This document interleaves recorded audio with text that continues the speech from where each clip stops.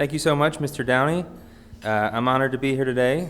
It brings my family and me a great sense of pride to continue our involvement with STEP and Goodwill through all these years.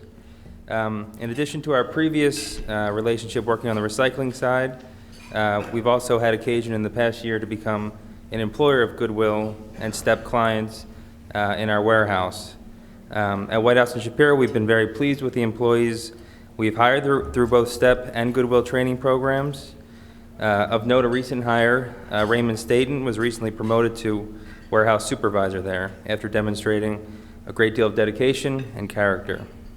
Evra's been doing a fantastic and inspiring job leading STEP in recent years, and we look forward to the prospect of developing a more extensive work training program with Goodwill and STEP in our warehouse. Through these experiences, we've seen firsthand the power of employment to bring confidence and a sense of purpose in the lives of those with various barriers to work. So we are really honored to be a part of the event today in support of that mission. It's now my pleasure to introduce this afternoon's speaker, H.K. Derryberry. By every measure, H.K. Derryberry's life is truly a miracle. Born July 8, 1990 in Nashville, Tennessee, H.K. arrived 3 months premature due to an automobile accident that took his mother's life. Because of the accident and his premature birth, he was born blind, with cerebral palsy, and countless other medical issues. His father abandoned him at age 5. HK's life was forever changed in 1999 when he unexpectedly met Jim Bradford, who's here with us today, a local businessman who was married with 2 adult daughters. HK and Jim soon became inseparable, and eventually Jim's family welcomed HK into their lives like an adopted son. 17 years later, they remain the best of friends. Today, HK and Jim inspire audiences across the country as professional motivational speakers. Since 2012, they've appeared at schools, churches, nonprofits, athletic teams, and corporate events more than 125 times, inspiring and motivating more than 25,000 people. Their amazing true story of friendship and HK's triumph over insurmountable odds is an emotional roller coaster for all audiences. HK's life is a constant reminder that you can accomplish anything you desire in life by first understanding your capabilities, maintaining a positive attitude, working hard, having fun, and never giving up. So please join me in welcoming H.K. Derryberry and Jim Bradford.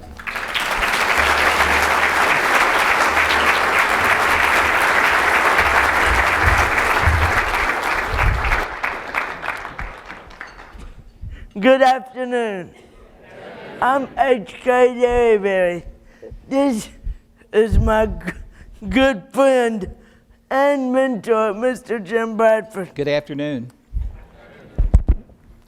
One of Goodwill's missions is to employ people with disabilities, and which I have some disabilities. We are very honored to be invited to share our story with you today.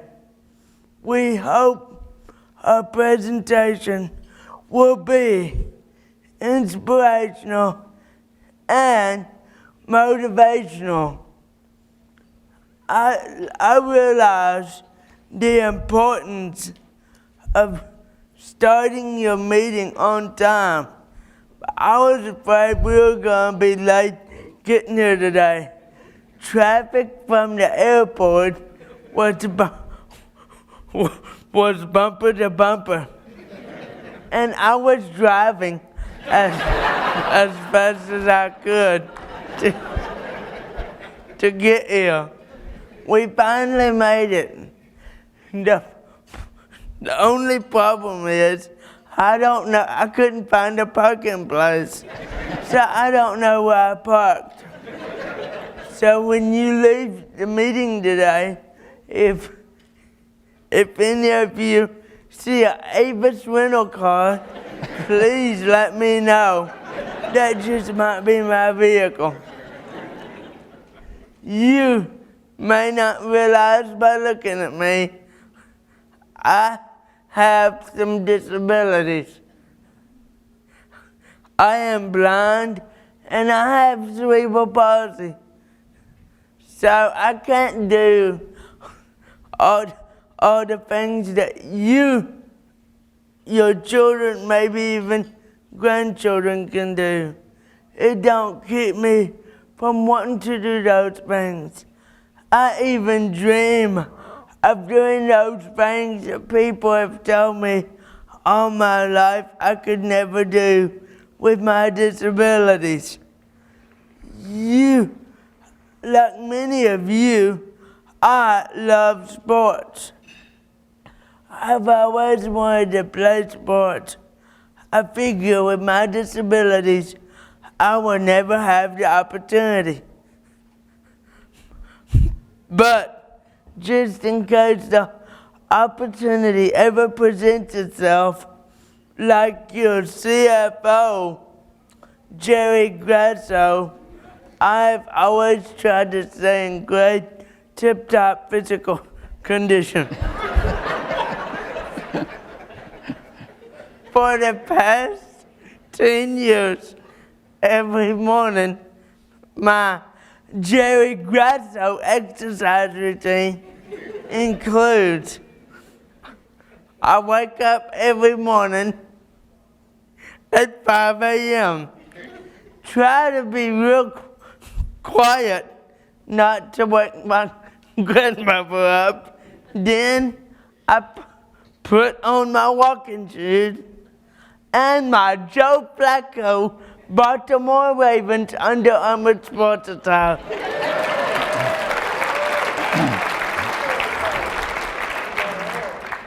Then I work up a big sweat by walking around the block 3 times as fast as I can. Then I stop, I bend over, I pick up the block. Then I put the block back in the closet. Then,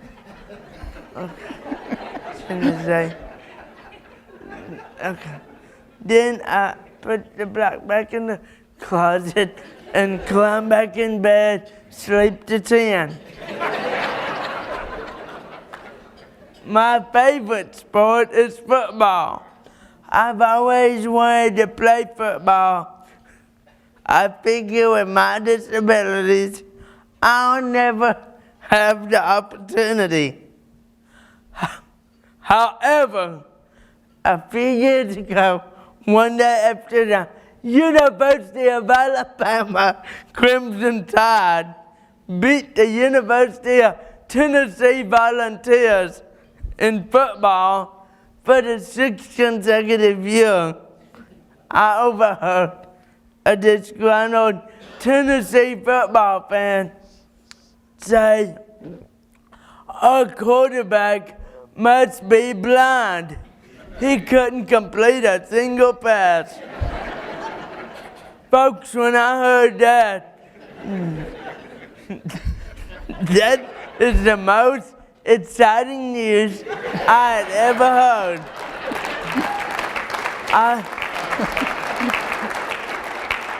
I thought if since each quarterback's blind, I'm blind, I can probably play quarterback on the high school football team.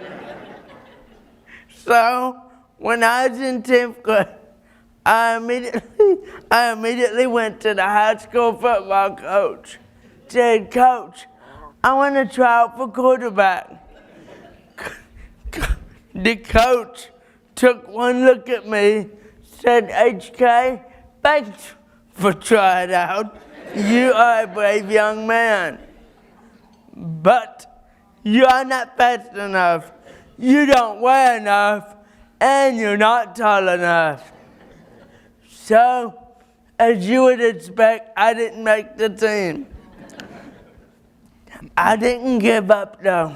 I was once told that your attitude determines your altitude in life.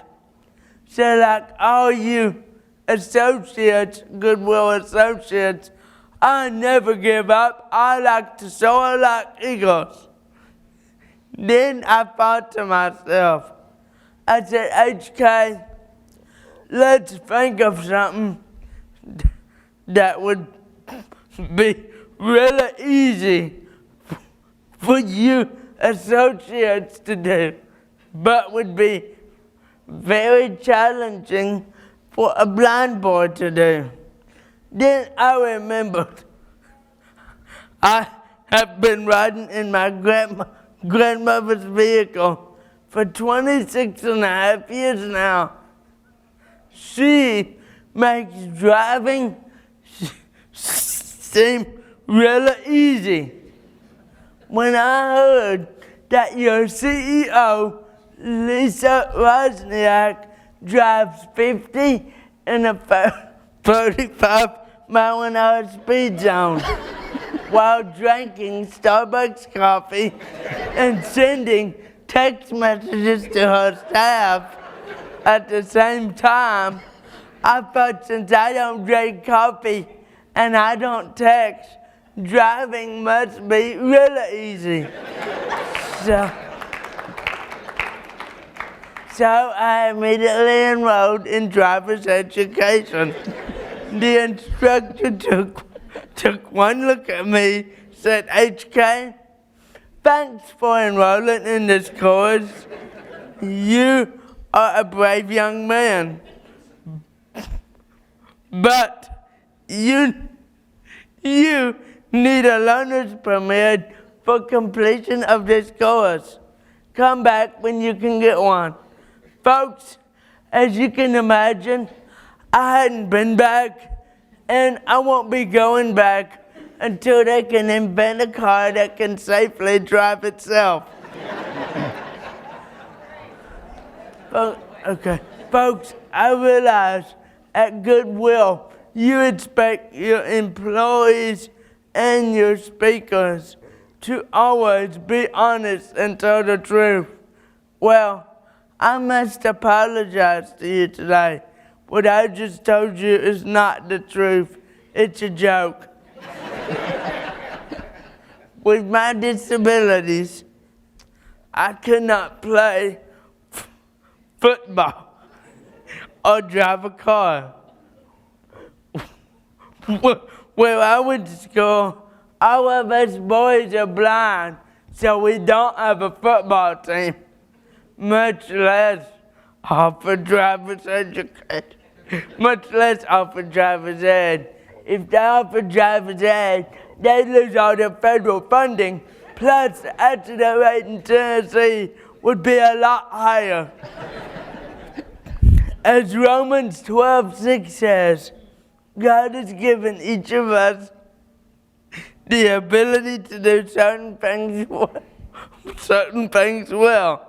Philippians 4:13, I can do all things with Christ who strengthens me. In sports, the small schools like Towson University, State University, when they have to play a big school in basketball, like the Maryland Terrapins or the Penn State Nittany Lions, they are considered the underdog, which means they're not expected to win. Well, in life, I have always been considered the underdog. People tell me things I can't do without complimenting me for things that I can.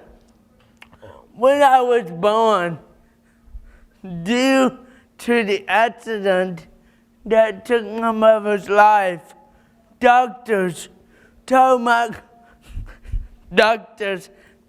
grandmother I probably wouldn't live long. Well, July 8th of this past year, I just turned 26 years old, and I am still kicking.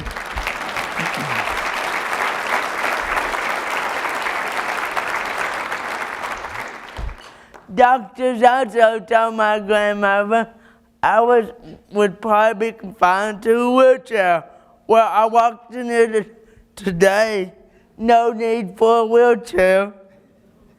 In school, teachers told my grandmother and I that I wasn't smart enough nor capable to handle a regular class load.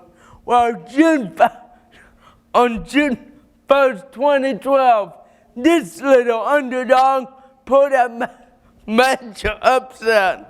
I completed all the courses required of me by the state of Tennessee in order to receive a regular high school diploma, and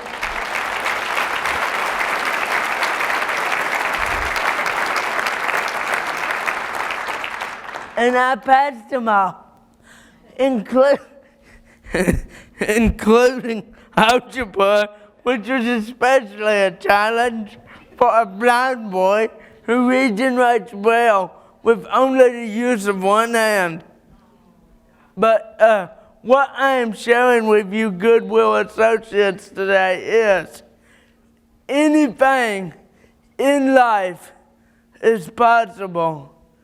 If you work hard, determine what your capabilities are, maintain positive attitude, you can accomplish most anything in life within your capabilities. The only disability any of us have in life is a negative attitude. So I encourage all of you to always be positive. If you are ever down, depressed, and just think things can't get any worse, just pick up the phone, call toll-free to HK in Nashville, and I will give you a no-charge, money-back guaranteed Goodwill Industries pep talk.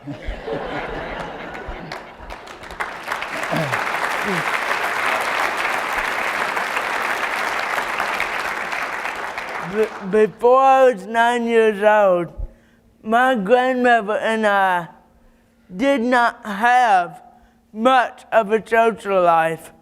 We didn't have kids in the neighborhood that would play with me. Kids in my neighborhood looked at me like I was different. They were afraid of me. So when I wasn't in school, I was at home from the time most of the time I was at home from the time I got up in the morning till I went to bed at night listening to a radio. That can be fun most days, but also that can get to be lonely, especially for somebody who is not mobile, without assistance, who can't go outside and play with other kids. But all that changed when I turned 9 years old. I met my good friend and mentor, Mr. Jim Bradford, like Goodwill Industry does. Mr. Bradford changed my life, quickly changed my life. He became a father figure to me, which I had never really had, because my father abandoned me at age 5 for 10 years. Mr. Bradford let me borrow his eyes. What I mean by that is, seeing is how I can't see. He painted word pictures for me so I could visualize things he was seeing. He told me he loved me. He told me he was proud of me. He was proud to introduce me to his friends. He and his wife Brenda even buy me clothes so I looked like other young men my age.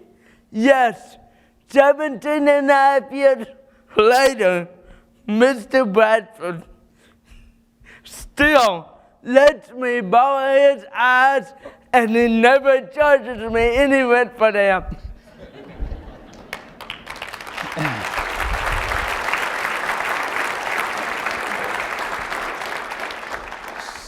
17 and a half years ago, you hear that? Okay. I was 56 years old. I have 2 grown daughters. They had gotten out of college. They were gone and from home, and probably a time in our lives when we were certainly not looking to add another child to our life. We were ready to do some things that we, with our money we'd spend on education with ourselves. But God sometimes does things in your lives that are different and changes the way you see things. The morning I'm at HK, we're going to try to cram in 6 minutes what we normally do in about 20 minutes more. But I had played tennis. It was the first cold morning that year in October, 16th of October, 1999. And played tennis with a group of my buddies. And when I left, I was on my way to Starbucks to get a cup of coffee. And in life, we have a lot of decisions to make. Sometimes they're major, sometimes they're minor. If you lived in Brentwood, Tennessee, where I live, you would know if you arrived at the intersection of Franklin Road and Old Hickory in Granny White Pike, if you turn right and drive exactly 1 mile, you're at Starbucks. And that morning when I got to the traffic light, for some reason I looked to my left and there was 30 feet in the air, Mrs. Winter's Chicken and Biscuits, a sign. I turned left for some reason and drove 8/10 of a mile, parked in a parking lot of a little fried chicken restaurant that needed a lot of repair, walked in to buy a cup of coffee, and no one was in the eating area that I noticed of the restaurant, and I assumed it was probably the transition period between lunch and maybe breakfast. Ordered my coffee, fixed it just perfect with 2 sugars and 2 creams, and sipped it, and as I turned to walk away, I noticed a little boy sitting at a table by himself listening to a black boombox radio that had been dropped and broken a couple of times because there's 3 strips of silver duct tape holding 8 batteries in. The little boy had on shorts that morning. It was cold. He had on a white t-shirt that was dirty with food stains. He needed a haircut. But what I noticed was he had plastic braces on both legs because he had shorts on. I thought he was unusual that he was there because there'd been time if his parents were in the restroom to come out and sit with him. So I turned to the lady behind the counter and I said, "Pardon me, who's the little boy?" She said, "That's HK." I said, "Who is he?" "Oh, he's our sweetheart." I said, "What's he doing here?" She said, "Well, the lady who sold you the coffee is his grandmother. She's Pearl. She can't afford a babysitter, so on weekends he comes and sits while she works." I said, "How long does he sit?" She said, "Only from 8 till 5. Now, if you calculate that pretty quickly, that's 19 hours he sits on a weekend. I didn't know it at the time. I just knew something was wrong with him. But when my daughters he looked 5. I later found out he was 9 years old. But when my girls were small, 2 or 3 or 4 or 5 years old, they couldn't sit still for 3 minutes. And I said, "You've got to be kidding." And I offended her. She said, "Well, he doesn't do it every day. He goes to school during the week." And I don't know about you, but up to that point in my life at age 56, if I saw somebody had a disability, I felt sorry for them, had pity for them. If it was a child in a wheelchair with their parents, I tried not to stare at them. I didn't know what to say. But as I turned to walk away, I was going to walk right by this young man again, and she said, "Oh, he's blind." And it touched me like I'd never been moved before in my life. And I walked over to the little boy and said, "Hey, buddy, what's your name?" I'm HK. What's your name? "My name's Jim." Nice to meet you. "Well, HK, it's nice to meet you." Where do you live? "I live in Brentwood." What street? I live on Harpeth River Drive, What's that off of? Old Hickory Boulevard. What time did you get up? 6 And o'clock. then what did you do? And then what? Took a shower. And then what? Okay, we'll stop quickly for brevity. When I met HK, I thought I was being interrogated by the FBI. Because he couldn't answer any of my questions. All he could ask, "What'd you do next? What'd you do next?" And I'm thinking to myself, the craziest kid I've ever seen. So I said, "Buddy, HK, it's so nice to meet you, but my wife has a list of things for me to do this morning, and I've got to go." Hope to see you. Nice to meet you too. Hope to see you again. Well, me too. And I didn't realize that commitment would last at least 17 and a half years because that's how long we've been buddies. Couldn't get HK off my mind the rest of the week. Told my wife about meeting the little blind boy, and she didn't make any reaction, probably thinking it was another one of my humorous stories. But the next Saturday at 3 o'clock in the afternoon, I'd been out raking leaves, and I was a little hot, and I was thinking a cup of coffee would be good on a cold day because it was a little bit cooler than it was the week before. So I drove down to the restaurant and pulled in, and I was hoping he'd be there, looked through the window, and sure enough, I saw his silhouette sitting at the same table. This time I went in and I sat with him for 30 minutes and I went through this same thing. Next Saturday, the same thing. So about the fourth week I visited with him and spent about 30, 40 minutes. I said, HK, every Saturday my routine doesn't change. I pretty well do the thing on Saturday. Now, if you keep asking your questions, I'm not coming back to see you. And surprisingly, he's really smart because he never asked me those questions again. Then I started going back every week, and if he was there, I would spend at least an hour with him. And eventually his grandmother, who had really had no social life, except the people that bought chicken from her at the chicken restaurant, that was their social life. She started taking her breaks, because here I come, the guy that's coming to visit with her grandson. And she started sitting with us, and then I stopped asking HK questions. I just listened because I heard stories like I'd never heard before. Because I grew up in Alabama. We were lower income when I was growing up, but we were not the poorest people I knew. But the stories I heard from his grandmother was I'd never heard before, because almost everybody except her on both sides of his family was getting a welfare check. Substance abuse, depression, you name it, they got a check for it. I think all of them would tell you, if you ask them what they did for a living, we're retired with the government. But anyway, I kept listening to their stories, and what I learned was HK is blind and has cerebral palsy, not because of birth defects, but because if there's young people here today, and we've already heard some things about drugs and alcohol, the lifestyle of two young people. His mother, Mary, was 19. Her mother was an over-the-road trucker. Not that that's a big deal, but undoubtedly she didn't have parental guidance at home, because in 7th grade she dropped out of school. At age 15 she had her first child. William was 26 years old. William, when he was a 10th grader, he found that, or in his mind, drugs and alcohol and his rowdy friends were more important than education, so he dropped out of school in 10th grade. Somehow people like that attract each other. And so they had been together for 8 months, and Mary was 6 months pregnant. She went to pick up William one day, and I don't know if you guys know anything about baling hay or not, but in Tennessee on July the 7th, 1999, it was probably around 104 degrees, and you work out there 10 hours, you got to be hot and sweaty and dehydrated and hungry. Mary goes to pick up, now she gets up about 1 o'clock, gets cleaned up, and she's going out on the town that night with William, because their $50 cash will put them at the top of the income level for their friends at the bar. But on the way, she stops at a convenience store, fills a cooler full of ice and beer. And I imagine when she got there and William got off after working 10 hours, that he, instead of food or water, the beer sufficed for his dehydration. On the way back, as it normally happens, he buckles his seatbelt, and I'm sure he's probably speeding a little bit in an old vehicle. Mary doesn't buckle hers, maybe because of the pregnancy, but anyway, they have a single car accident. The car slams into a tree. As the story normally goes, it cut William's lip, but it threw Mary from the car and she landed on her head. When the paramedics got there, she was brain dead, but they realized the unborn baby was still alive. So they called Vanderbilt Hospital. They sent a helicopter and they life flighted her body back to Vanderbilt. The next morning, her mother had arrived at 5:30 after they got in touch with her. I told you I had a minor decision to make that morning to turn right and go get Starbucks a mile away, or turn and get the coffee at the chicken place. She had a major decision to make. The doctor said, you have a choice. Your grandson is still living. However, we can deliver him. We don't think he will live. If he lives, he'll have a lifetime of medical issues. Or we can just let the baby go with the mother.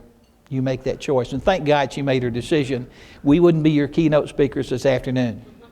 However, that grandmother has never seen her grandson. She made the decision for him to be born. She never came back to look at him. She lives 40 minutes south of Nashville. So his father's mother, for the 96 days he spent in neonatal intensive care, she is logged in at Vanderbilt sometimes as many as 4 times during the day. She was there every day of 96 days, and she brought him home. And she's spent 26 years of her life molding this young guy. Now, I just happened to come along, and God put me in his life because his father abandoned him when he was 5 years old. But anyway, that's kind of part of the story. Now, if we go 5 minutes over, if you have to leave, I'll understand. Let me just tell you a few things. One thing we normally have a video that shows some other things. HK also is a study case at Vanderbilt. He has this remarkable memory. He's one of about 19 people in the entire world that has hyperthymesia. He can recall vividly every minute of every day of his life since he was 4 years old. And when we finish today, I'll scoot him up here if y'all have time, want to come meet him. Ladies, if you'll give him your birth date, including the month, day, and year, he'll tell you the day of the week you were born and other historical facts. He loves to do that. Now, there's 2 ladies here that wouldn't give him the year earlier. But anyway, he has this wonderful memory. And I might just tell you, since I've known him in the 17 and a half years, we have a lot of fun together. But the memory can be a great thing, because in 17 years, I have never missed our anniversary. I've never missed my daughter's birthdays, my grandchildren's birthdays. He used to say, Mr. Bradford, you do know Tuesday you're going to Glendale, California on business. Yeah, HK. Thank you, I knew that. Brenda, did you know he's going? No, he hadn't told me. But having a great memory can also be an embarrassing thing for certain people. Let me tell you quickly 2 stories. One is in Brentwood, Tennessee, where I live, there's a fast food restaurant called Backyard Burger. You go in and you place your order at one window, they give you a number, you take a seat, they call your number, you go to another window to pick up your food. One Sunday night, HK was at our house, and we had been to church, and we normally went out with adults, but he was there, so I said, we'll take him with us and I'll take him home later. So we're in line and it's really crowded. When we come up to the window, at that time HK was not very tall, but when we got up to the window, the guy behind the counter looks over and says, HK, is that you? Yeah, what's your name? My name's Stanley. Are you the one that worked at Miss Winters with my grandmother? Yes, I used to work over at Mrs. Winters with your grandmother Pearl. Are you the one that got fired for smoking marijuana? True story. My wife Brenda looked at me, she said, did he say what I think he did? I said, he did. She said, place the order and let's get out of here. Our friends were laughing so hard they'd turned their back to us. Also, HK loves sports, and we had the opportunity. Kevin Mawai played 17 years in the NFL. Kevin came to Nashville from the New York Jets and from the Seahawks to the Jets. Anyway, Kevin lived on a farm out in Williamson County near Franklin, close to where we live, but his next door neighbors were really good friends of ours, and they had told Kevin about HK, and he said, I want to meet this kid. So one Saturday afternoon that morning they called and said, bring HK out. Kevin's going to come over, he wants to meet HK. Well, that was 2006. The season had already started. Titans were 1 win, 5 losses.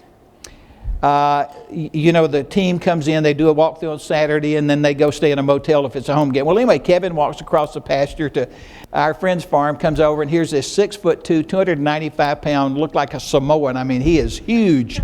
And he and this little kid just bond instantly. They're holding hands. Kevin's kind of wiping tears out of his eyes. And he finally, before he gets ready to leave, he said, oh, by the way, HK said, have you ever seen a Titans game? I've been to a preseason game. Well, how would you like to go to a regular season game? I would love to. How would you like to sit in the skybox with my family? I would love to.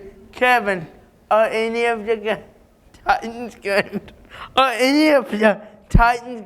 sold out? Oh, yeah, HK. All the Titan games are sold out. I don't know why, because y'all aren't any good. Y'all didn't hear that. He said, I don't know why they're sold out. Y'all are no good. No good. Okay. This is a slow crowd, HK. But Kevin was a good sport also. Then he started inviting us to home games, and we sat in the skybox. Now, Kevin retired after 4 seasons with the Titans. He moved back to Baton Rouge where he had played football at LSU. Now, if I ask HK, do you want to go to the Titans game this weekend? I would love to. And then he always says what?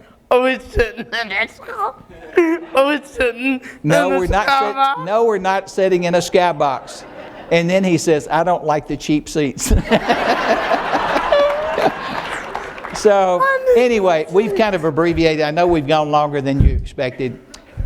In life, we've already heard today from some HKs. And you're going to meet in your life, especially at Goodwill, you're going to meet HKs. It won't be a blind boy with cerebral palsy. It's somebody that needs a friend. We've already heard from people that got job opportunities, got education opportunities. Somebody was their HK. And I didn't know what to say the day I met HK, but I went up and boldly said, hey, buddy, what's your name? It's changed 2 lives, mine and his. So it's been very special. I want to promote just a little bit. There's two things I forget to usually do. One is, if you're a Facebook user, he has a website, HK Derryberry, D-E-R-R. We'll look on your program. We'd like for you to like his fan page. He now has 2,000, as of a minute ago, he had 5,265 people that follow him. We try to do real professional follow-ups on all the things. We've been speaking now for about 5 years. We have never once advertised. We just flew in Sunday morning from Seattle, Washington, where we spoke on Saturday. We're going to Franklin, Michigan, 2 weeks away. No, we've never advertised. People, how do you hear about us? Well, we've been very blessed. I saw you on TV, read about your paper. Somebody told me about you that had heard you. And last September, the stories that I haven't shared with you that are also humorous and true, we put into a book. We had an article in the Tennessean newspaper in 2003, and when the article came out, the reporter said, "Jim, are you keeping a diary?" My first reaction, I didn't answer, but I was thinking diaries are for girls.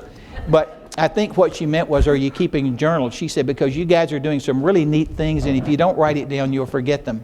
2 years later, he had said something really funny, and I told two ladies at my office on Monday morning what he had said, and they just cracked up. And I thought to myself, maybe I should be keeping the diary. So I typed 3 sentences in a Word document and saved it, and then I started taking my laptop with me. 5 years later, I had 82,000 words, 300 and something pages. A few years ago, a friend of mine who's a retired attorney came along and said, let's see if I can't work with you. And we finally found an agent. We found 3 publishers that loved our story. We chose HarperCollins Christian Publishing, and you can go to Amazon. The name of the book is The Awakening of H.K. Derryberry, My Unlikely Friendship of the Boy Who Remembers Everything. Love for you to get a book, but promote that. But anyway, if you do Facebook, like his fan page, you can keep up with his adventures. In the Bible, Matthew 19:26 says, "If God is in your life, anything is possible." I think we've seen that today from HK and the other HKs that were introduced with education and scholarships. We thank you for being here. We appreciate you guys that work at Goodwill. We appreciate Goodwill and all the people that sponsor and support Goodwill. Great organization, because they give people like HK a chance in life.